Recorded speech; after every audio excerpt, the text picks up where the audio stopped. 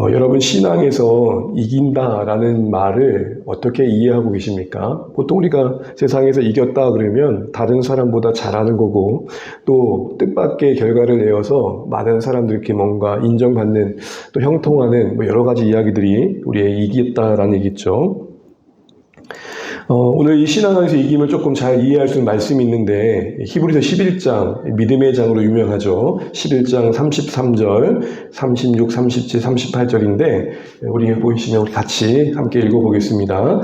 그들은 믿음으로 나라들을 이기기도 하며 의를 행하기도 하며 약속을 받기도 하며 사자들의 입을 막기도 하며 또 어떤 이들은 조롱과 채찍질뿐 아니라 결박과 옥에 갇히는 시련도 받았으며 돌로 치는 것과 톱으로 켜는 것과 시험과 칼로 죽임을 당하고 양과 염소의 가죽을 입고 유리하여 궁핍과 환난과 학대를 받았으니 이런 사람은 세상이 감당하지 못하느니라. 아멘. 33절과 색깔을 달리한 그 이하의 내용의 삶의 내용은 현격히 다릅니다. 33절은 기도하면서 이겨낸 사건들이 나옵니다. 특별히 여러분 사자들이 입을 막기도 하며 누구의 이야기가 생각나세요?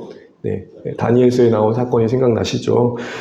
같은 신자인데 하나님의 놀라운 능력으로 건진받는 자들도 있고 동일하게 하나님을 믿고 있는데 그 현실 속에는 전혀 다른 삶을 살아가고 있는 자들이 소개되고 있습니다. 그런데 이 사람들도 이겼다라고 말하고 있습니다. 세상을요. 세상이 감당치 못한다는 말은 바로 이런 거겠죠. 세상을 이긴 사람들이란 또 다른 표현일 것입니다. 여전히 문제가 해결되지 않았고 고난 중에 있지만 인내하며 신실함으로 그 현실을 감내하고 있습니다. 누구 바라보면서요? 하나님을 바라보면서. 그러기에 신앙이 말하는 이김의 초점은 결과 이전의 태도입니다. 하나님 앞에 어떤 태도를 가지고 있느냐가 이겼냐 졌냐를 가늠하는 신앙의 잣대입니다. 굳이 정리해보자면 문제가 해결되고 감당해 가고 있더라도 누구를 의지하면서요? 하나님을 의지하며 가고 있으면 이기는 겁니다. 문제 속에서도 감내해 가는데 하나님을 바라보며 그러고 있다면 그 이기는 겁니다. 이루는 것도 이기는 거고 수용하고 견디는 것도 이기는 건데 그때 모든 통증은 하나님 중심입니다. 그래서 결과적으로 그 모든 걸 통해 누구의 뜻이 이루어지는 겁니까? 하나님의 뜻이 이루어지는 겁니다. 그럼 여러분 우리의 신앙이 하나님 앞에서 인생의 여정 속에 펼쳐져 갈 때 하나님 보실 때 이기는 자로 평가되기 위해서 우리에게 필요한 게 뭘까요? 내 안에 하나님 뜻이 성취되어 가는 거죠. 그걸 잣대로 우리는 우리 삶을 헤아릴 줄 알아야 되는 겁니다. 바울은 이러한 삶의 이김을 이렇게도 고백했습니다. 너무 잘 하시는 말씀일 텐데 우리 함께 읽어볼까요? 우리가 사방으로 우격삼을 당하여도 쌓이지 아니하며 답답한 일을 당하여도 낙심하지 아니하며 박해를 받아도 버림받지 아니하며 거꾸러뜨림을 당하여도 망하지 아니하고. 바울은 지금 성공의 이야기를 하고 있지 않습니다. 어디 나와가지고 누구한테 내세울 만한 그 자랑스러운 만한 이야기를 하고 있지 않고 내 당하는 이야기만 하고 있습니다. 여전히 문제덩어리인 삶을 이야기합니다. 그런데 그런 중에도 안이함이 있었다는 겁니다. 우겨싸움을 당했지만 그게 자신을 짓누르지 않았고 답답한 일을 했지만 낙심까지 가지 않았고 박해받았지만 그걸로 인생 포기하지 않았다. 그러니까 하고 있는 간증의 핵심이 뭐예요? 성공 스토리가 아니라 살아낸 겁니다. 누구 바라보면서? 하나님 바라보면서 신실하게 살아낸 거. 근데 이 말씀이 어떻게 맞춰지냐면요. 이렇게 당하여도 당하지 아니하는 삶으로 신실함을 보인 바울의 삶의 중심에 10절이 있었습니다. 같이 한번 읽어볼게요. 우리가 항상 예수의 죽음을 몸에 짊어짐은 예수의 생명이 또한 우리 몸에 나타나게 하려 함이라. 그 당함 속에서도 예수님이 생명력이게 그의 안에 역사하는 결과들은 그가 그 몸에 누구를 짊어졌다고요? 뭘 짊어졌다고요? 예수의 죽음을 몸에 짊어졌대요. 직관적으로 여러분 이게 어떻게 와닿으세요? 예수의 몸을 짊어졌다라는 것이 분명 오늘 바울에게는 감당할 수 없는 현실 속에서도 신실함을 지킨 힘의 근원이었다고 할 때 이 예수의 죽음을 몸에 짊어졌던 건 어떤 의미일까요? 그의 인생에 십자가가 무엇인지를 기억함이 있었고 몸이 존재하는 그 현실에 실천되었다는 겁니다. 교리적으로만 그에게 십자가가 정의된 게 아니라 십자가의 피 흘리심으로 우리는 속죄받았습니다. 천국 갑니다. 이론의 언어가 아니라 몸으로 살아내는 생활의 언어였던 거죠. 십자가를. 상징적인 의미만을 담고 있는 게 아닌 그의 실제 언어가 되었던 겁니다. 세상을 이기는 부활의 생명력이 그 십자가를 통해 그에게 작동하고 있었던 거죠. 저는 이렇게 정리해보고 싶어요. 머리에만 머문 십자가가 아니라 가슴을 누리는 십자가, 마음을 동하게 하는 십자가, 그의 손과 발을 움직이게 하는 십자가. 고정된 십자가가 아니라 움직이는 십자가. 우리는 이렇게 고정되어진 상징적인 십자가를 보지만 이걸 보고 우리 모두가 다 십자가의 삶으로 초청받고 있다는 걸 알아야 된다는 거죠. 오늘 말씀을 다시 돌아보면 오늘 말씀도 그 얘기를 하고 있습니다. 다시 한번 읽어볼까요? 또 우리 형제들이 어린 양의 피와 자기들이 증언한 말씀으로 그를 이겼으니. 네, 여기까지요. 어린 양의 피로 그를 이겼대요. 여기서의 그는 누구냐면 악한 자를 말합니다. 10절에 보게 되면은 참소하는 자, 사탄, 옛뱀, 악한 자가 나옵니다. 악한 자의 특징은 우리가 너무 잘 알고 있죠. 이 세상을 무기 삼아서 보여지는 현실을 가지고 우리의 삶에, 하나님 나라의 삶의 여정을 해방하죠. 교회를 위협하고 유혹하고 흔들죠. 여전히 그의 존재력을 발휘하면서 신자된 우리의 이 보이지 않는 소망을 받는 우리의 삶을 보이는 현실로 현혹시킵니다. 그래서 점점 그 위협 앞에 우리가 짓눌려 멀어지게 하는 의도를 가지고 접근합니다. 근데 그거를 이겼대요. 뭘로 이겼대요? 어린 양의 피로. 어린 양의 피가 신자들을 하여금 악한 자를 넉넉히 이기게 하는 힘이 되었다라고 말을 하고 있는 겁니다. 그것이 그들이 증언하는 말씀이었고 생명을 아끼지 않을 만큼 귀한 진리였다. 그래서 이겼다. 이 얘기를 하고 있는 겁니다. 그러게 여러분, 우리가 내내 살펴본 하나님이 자기 피를 흘려 교회를 세우셨다라는 이 말씀에 바울의 의중 중에 하나는 앞서 설명드렸던 나눴던 말씀도 있겠지만 결국 바울은 감독자들에게 하나님이 피를 흘려 교회를 세우셨다는 진리가 그들 안에도 작동하는 실제 언어가 되길 기대했던 거죠. 단순히 교회의 정체성을 정의하는 관념의 언어가 아니라 그들의 심장을 뛰게 하고 마음을 동하게 하고 손과 발을 움직이게 하는 실제 언어가 되길 바랬던 겁니다. 사랑하는 주안의 가족 여러분, 우리에게는 피 흘리심에 증거된 그 진리가 3일 동안 살펴봐졌는데 여러분 그게 우리 안에 작동되어진다는 거, 여러분 그런 삶은 어떤 삶일까요? 오늘 우리가 3일간 살펴봤던 피 흘리심으로 증거된 진리가 뭐였죠? 쉽게 정리하면 그 첫 번째 날은 하나님은 교회를 사랑하신다. 피 흘리심으로 증거하신 하나님의 교회에 대한 마음, 그 마음을 우선적으로 살필 수 있는 자리에 서는 게 신자여야 되고 그 마음에 잇대어서 교회를 사랑하고 그러기에 하나님께서 그렇게 십자가의 피를 흘리시면서까지 교회를 기이 여기신 그 마음의 중심에 그려내고 계시는 하나님의 교회가 뭘까? 이거를 간신히 갖는 거죠. 악한 자는 이런 교회를 못 만들게 하는 거죠. 시끄러운 교회, 욕망이 가득한 교회, 하나님 나라는 명분을 가지고 자신들을 위해 살아가는 교회 등등 순전한 교회를 못 만들게 하는 거죠. 근데 십자가에 하나님께서 자기 아들을 주심으로 교회를 사셨다라는 이 말씀에 담긴 교회에 대한 우리의 시선은 하나님께서 그렇게 교회를 기이 여기신다는 마음을 알면 알수록 감히 우리 교회를 세우는 게 아니라 정말 하나님을 위한 교회를 세우고 싶은 마음을 갖게 되는 거죠. 두 번째 날은 우리가 하나님께서 교회를 은혜로 세우셨음을 살펴봤습니다. 그 피로 존재하게 된 교회라는 말의 다른 말은 은혜 없이는 설명될 수 없는 공동체라는 것. 다른 어떤 세상적인 조건으로 조성된 그 공동체가 아니라는 것이죠. 그 은혜가 그러기에 세상과 구별된 교회의 거룩이라는 것이죠. 교회가 세상과 가장 다르다라고 할 때 보여야 할 가장 중요한 요소 중에 하나는 이 안에 은혜가 있다는 겁니다. 그 은혜가 드러나고 그 은혜가 나타나고 여러 모양이겠지만 끝없이 기다려주고 용납해주는 것. 우리가 서로를 통해서 그런 안아줌을 경험하는 따뜻한 안식이 머무는 곳, 그게 이제 교회로서 은혜가 있는 모습이겠죠. 이 은혜가 세상과 구별짓는 교회의 가장 중요한 본질이라는 것 살펴봤습니다. 그러기에 사탄은 이런 교회 만들지 않도록 교회가 열심을 내게 하되 그 중심이 사랑이 없게 합니다. 그래서 우리가 잘 분별해야 되는데요. 최고의 하나님을 위해서 최선을 드려야 됩니다. 그러나 그 안에 정말 우리 마음의 중심은 뭔지를 살펴봐야 돼요. 제가 청년 때 가장 많이 들었던 말은 하나님을 섬기는데 탁월해야 된다. 잘하자는 거였어요. 잘하자. 이 잘하자는 말이 우리를 걸려 넘어지게 할 때가 있어요. 잘하려고 하는데 잘 못 따르는 사람이 있어요, 없어요? 있어요. 그럼 어떻게 돼요? 실책하게 돼요. 주님이 너를 위해 죽으셨는데 이거밖에 못해? 십자가가 뭐가 돼요? 무기가 돼요. 여러분, 우리 교회 안에 하나님의 나라를 위해 시도한 여러 일들이 그래도 하나님 섬기는 중심이 있기 때문에 하나님을 위하는 그 마음에서 비롯된 자랑이 있으면 좋겠습니다. 그러나 그거보다 사랑이 언제나 앞서면 좋겠습니다. 능력이 많은 것도 중요하겠지만 굳이 능력이 많아서 문제될 거라면 하나님 우리에게 능력 주지 마시고 그 자리에 사랑 주시면 좋겠습니다. 우리에게 서로에게 격려하는 말들이 잘하자고 이거보다 우리 사랑합시다. 사랑하니까 잘하는 거죠. 잘해 가보게요. 이게 되시면 좋겠습니다. 잘함을 구하는 것 때문에 사랑을 잃지 않으면 좋겠습니다. 어제 우리는 뭘 봤습니까? 피로 사셨다고 그랬죠. 악한 자는 이걸 늘 못 보게 하죠. 하나님이 우리를 소유하고 계시다는 사실이 주는 위로를 못 누리게 합니다. 그 무엇도 그 누구에게도 뺏길 수 없는 삶을 허락받았다는 것을 우리는 삶에서 살아내며 누릴 수 있어야 되는 거죠.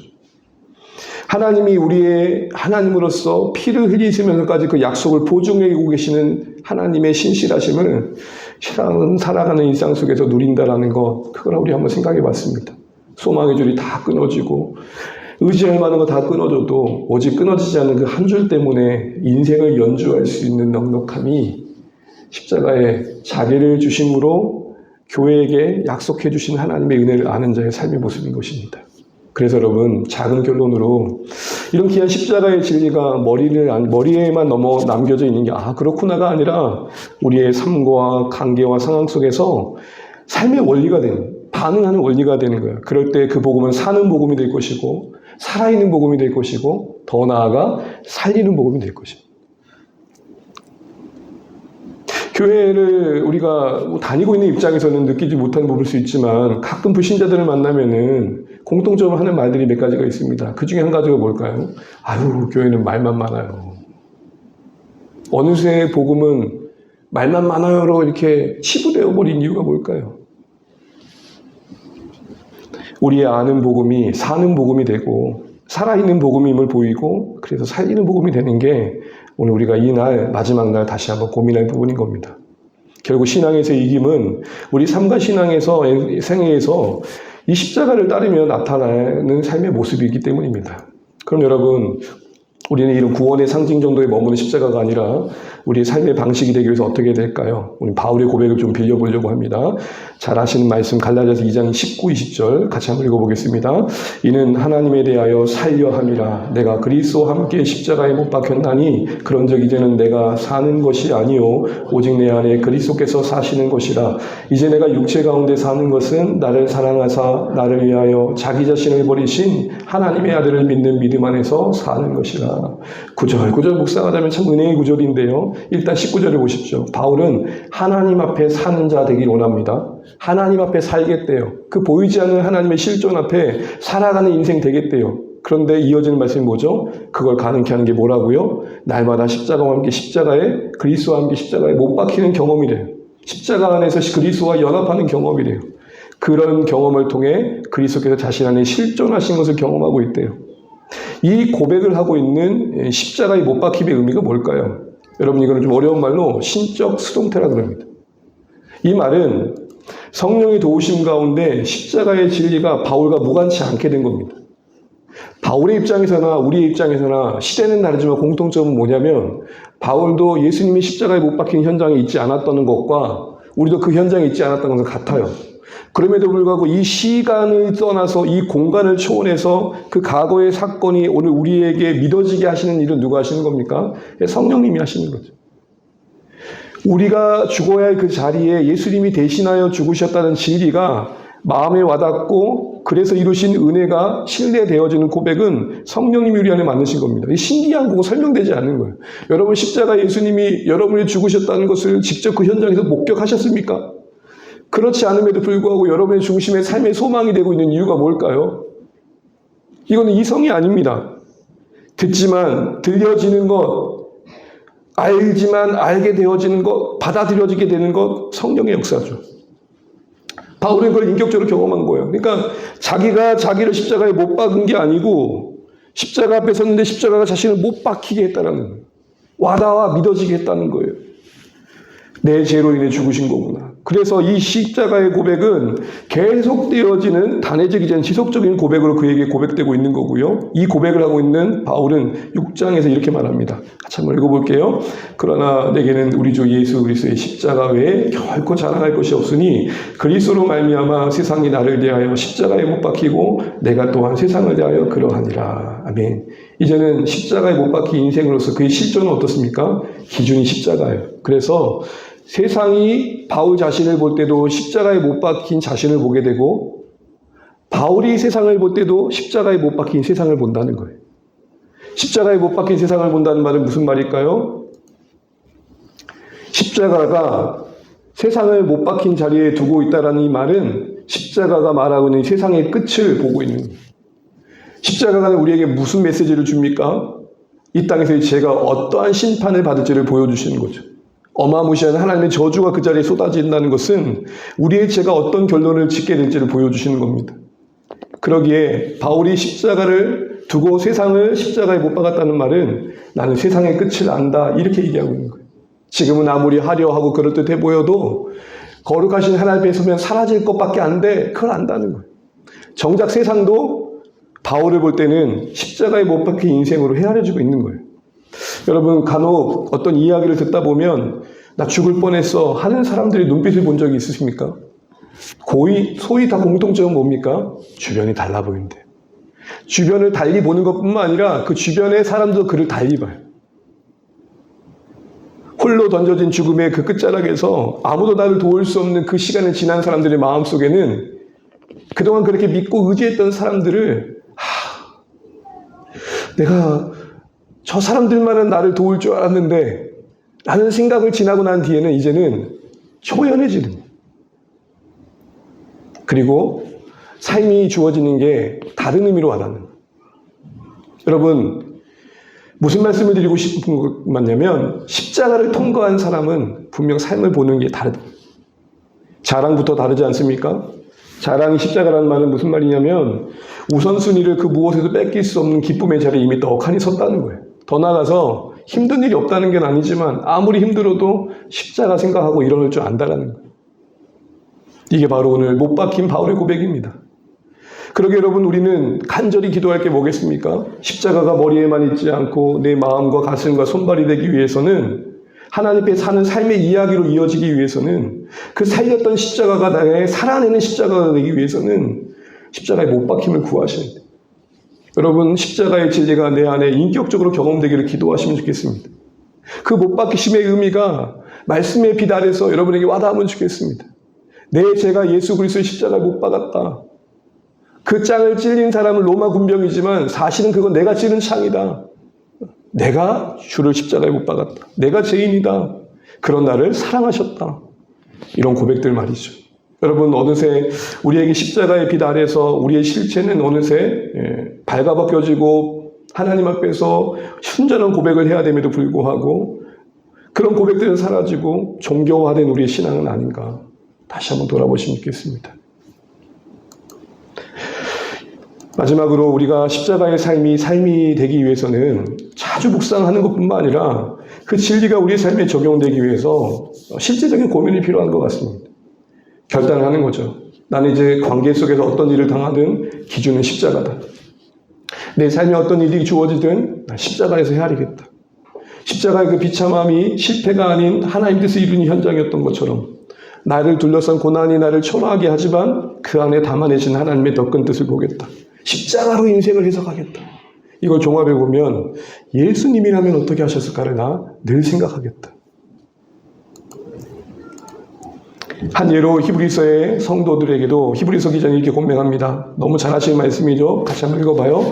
너희가 피곤하여 낙심하지 않기 위하여 죄인들에게 같이 자기에게 고약한 일을 참으신 일을 생각하라. 히브리서 기자가 성도들에게 권면하는 거죠. 그때 그 순간이 예수님을 생각할 타이밍이야. 실존하는 그 인생의 버겨움 속에 너무 피곤하고 지칠 때 예수를 생각하는 권면이 무슨 말이에요? 이게 무슨 문제 해결이 되겠어요? 그러나 예수님을 생각하라고 말합니다. 그게 신자다움을 지키는 근원이 되기 때문입니다. 한양에서 이 예를 한번 들어보겠습니다. 여러분, 제가 설교 시간에도 한 번 얘기했던 것 같은데 1세기 그리스도인의 선교 이야기라는 책이 있는데요. 여기에 보면 세 권의 책 시리즈가 있는데 푸플리우스라는 이방 로마 사람이 소개됩니다. 이 사람이 소위 우리식으로 말하면 목장을 경험하고 예수를 만납니다. 브리스길라 아굴라가 운영하는 목장에서 예수님을 알게 됩니다. 그리고 변화된 이야기인데 최종본에 이런 이야기가 나옵니다. 빨간색 보시면 나는 날마다 내가 하는 일 속에서 그리고 그 일을 통하여 내 신앙의 핵심 가치를 적용하며 살려고 노력한다. 그는 은행업을 하고 있었습니다. 그런데 대출을 해줬는데 대출했던 사람이 기한을 못 지키고 약속을 못 지킨다는 소식을 전해준 거예요. 원래대로 하면은 이자를 더 부여하고 대출에 대한 어떤 상한 만기를 지킬 수 없었던 것에 대한 대가를 부여해야 되는데 그렇지 않았다는 거예요.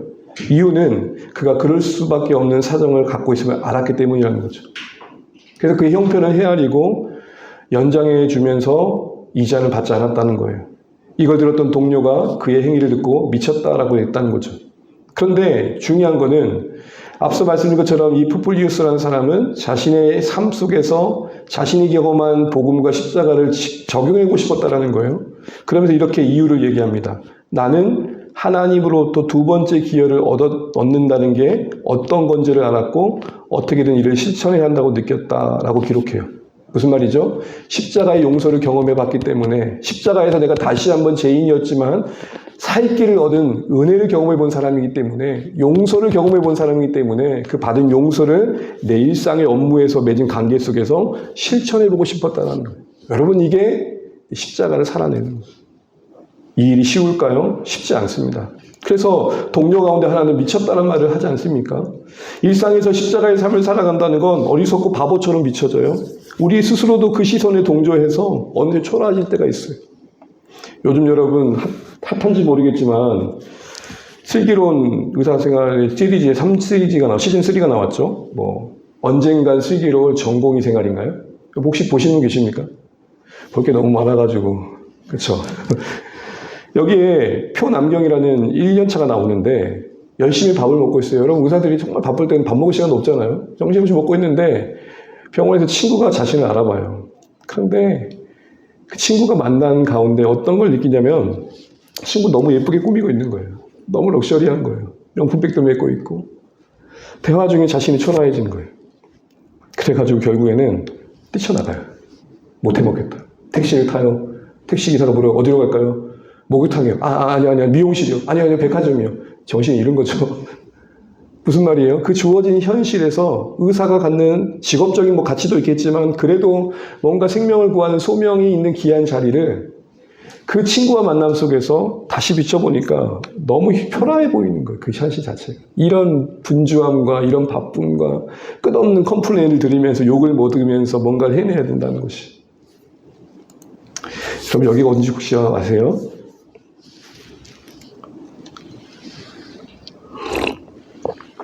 일단 서울 갔죠. 어딘지 잘 모르시겠습니까? 서울 아산병원인데요. 한 20년 전에, 10 몇 년 전에 저희 아버님 여기서 수술을 하셨어요. 근데 어떤 일이 있었냐면 참 우연 같은 일인데 병실에서 이제 나오는 길에 의사들이 이제 회진을 돌잖아요. 회진을 돌다 보면 이제 물이 지어서 인턴들도 이제 따라다니잖아요. 근데 고등학교 동창을 만난 거예요. 가운을 입고 있는 동창. 이과였고 같은 심화반이었고 그랬습니다. 근데 순간 지나가는 감정에 나는 목사고 걔는 의사예요. 같은 사자인데 걔는 의사고 나는 목사. 그래서 제 눈에 들어왔던 게 뭐냐면은 이렇게 보면 이렇게 형광펜이나 볼펜 같은 거 많이 꽂고 있잖아요, 가운에. 여기 축 쳐져가지고 의사들 보면 그런 거 많이 하고 있잖아요. 그래서 제가 집에 그 친구를 만나고 집에 가가지고 저도 한번 해봤어요. 이렇게 양복에다가 이렇게 꽂고 다녀봤어요. 근데 중간에 생각하는 마음이었는데 오만장가지 생각이 다 들어가는 거예요. 성적은 나랑 비슷했던 것 같고 난 뭐지? 인간적인 생각이 지나가면서 순간 제가 목회자라는 게 너무 초라했어요. 그때 전도사였거든요. 지금 이 순간 이 사건이 이 말씀을 준비해서 떠올렸던 것은 아마 그 예화를 찾다가 그랬던 것 같은데 여러분 어떠세요? 살아가다 보면 우리가 신자로서 살아가는 삶의 방식이 멍청해 보이기도 하고 바보 같기도 하고, 내가 목소리를 못 내서 목소리를 못 내나? 내가 못 따져서 따지지 못하나? 내가 성질이 없나?